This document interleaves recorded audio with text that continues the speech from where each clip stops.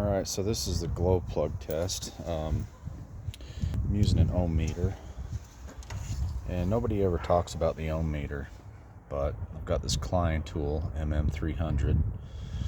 That's how I've got the leads set up. I've got that set to 200, and I've got that going to the ground, going to the ground, black to ground. And then I got the red lead here in my hand, and I've got this harness right here, and people have said it's the two outer pins. Well, what exactly does that mean? And what it means is it's this pin over here and this pin over here. At first I thought the two outer, was it this is the two outer? No, it's this one and this one. So I'm just going to test one here. So I'm touching that, and I've got 1.5. It bounced back to 1.4. A lot of glare going on there.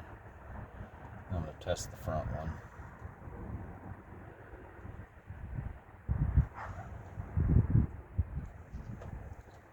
Kind of hard to do with two hands here. I don't know if I'm cross touching that other pin. Alright, there we go. 1.4 on the front, 1.3. You get the idea. Anyways, this is a 7.3 power stroke. It only starts if I plug it in for like a half hour on a, say, a 60-70 degree day.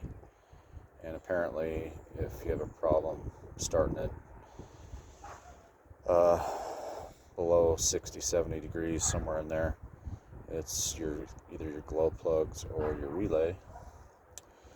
And I've decided that I definitely have a bad relay, so I'm going to replace that, and then I'm going to test these two glow plugs over here. I'm pretty sure that, or the four on this side, I'm pretty sure they're going to be okay. Something tells me that somebody replaced the glow plugs, and then the relay went out on them. And I've only owned this truck for about a year, so don't know much about it in that department anyway. But that is how I tested my glow plugs. Hope it helps somebody.